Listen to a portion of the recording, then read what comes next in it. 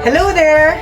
Welcome to our subject Earth and Life Science, where we can discover, experience, and explore life with the history of the Earth as we understand theories, concepts, and ideas that covers the Earth's resources. I am Sir Nicole B. Mayari, and I will be your subject teacher. Hello and welcome to our subject Earth and Life Science.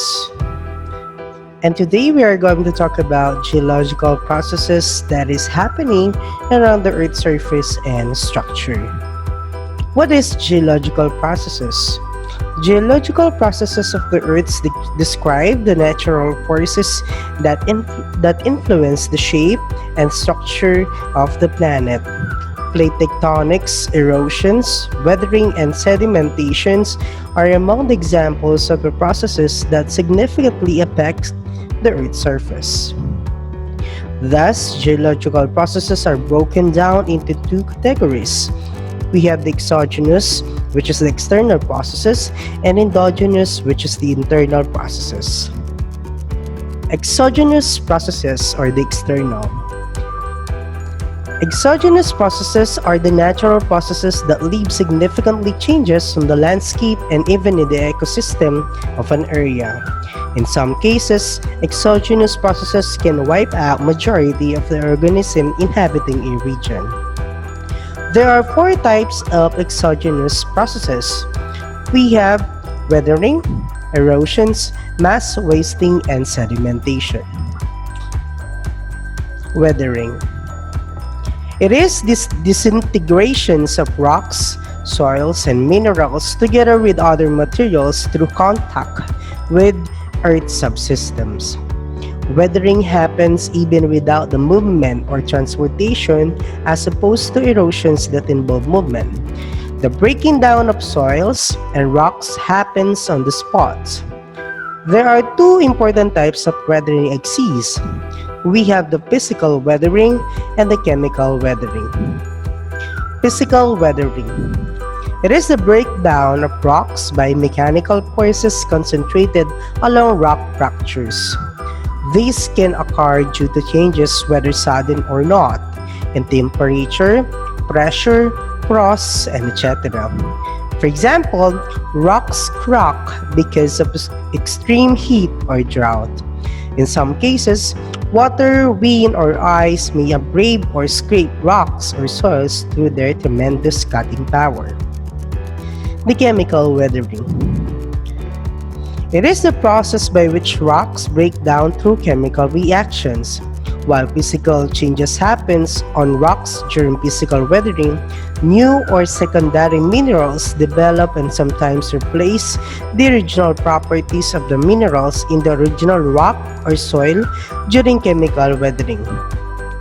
Oxidation and hydrolysis are chemical processes that contribute to these changes. For instance, the presence of water and oxygen in the biological decomposition of microbial action in rocks may cause them to disintegrate.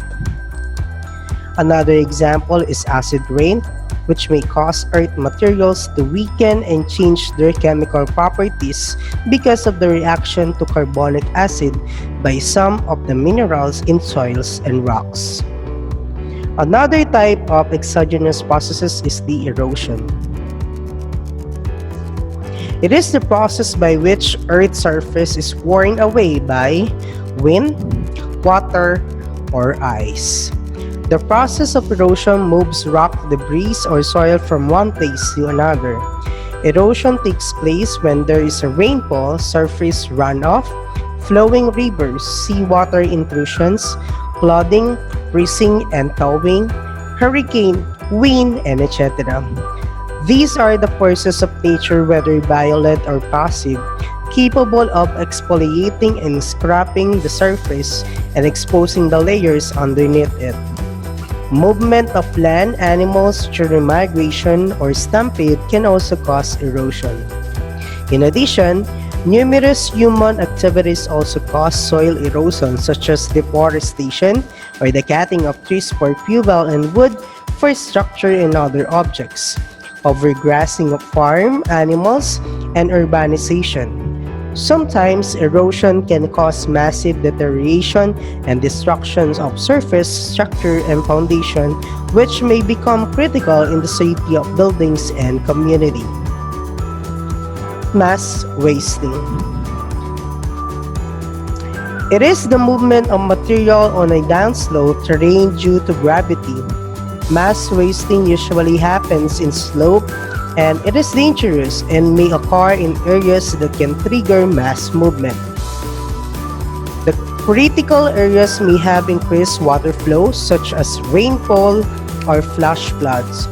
Steep slopes, scarce or no vegetation, or vibrating or moving around from the earthquakes or industrial activities, for example. It is dangerous because of the increasing weight of the materials that are picked up as the downward movement progresses that can cause mud and debris avalanche. The types of mass wasting: debris flow, mud flow, and slumps. Debris flows when a large amount of sediment, usually rocks or various sizes, fall downslope. Unlike landslides, debris flows does not need water to flow down. Mud flow. Mud flow happens when combined soil and water flow downslope. This usually happens near rivers or streams where soils or sands are always moist or have been soaked in water for a long time. Its weights indicate the severity of the risk when mud flows down on a community.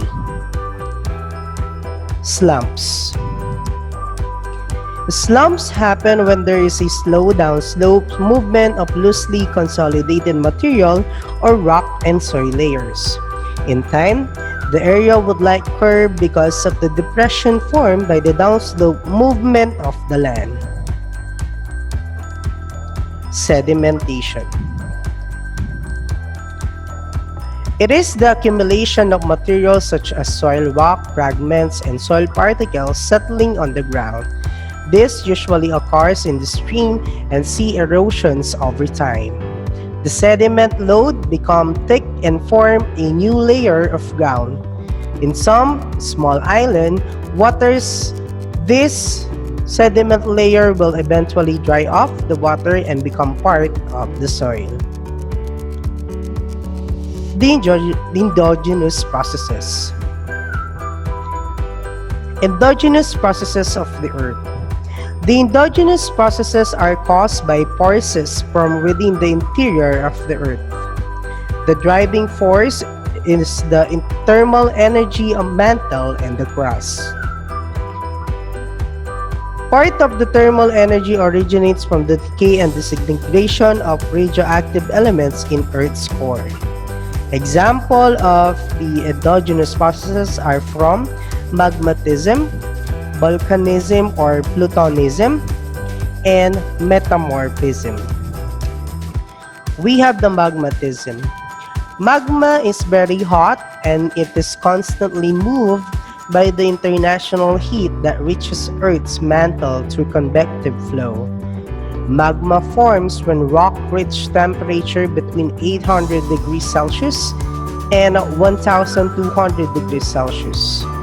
Magmatism happens when magma is generated and developed into igneous, which is the magmatic rocks. The process can take place there under the surface or on the surface of Earth to become part of the crust.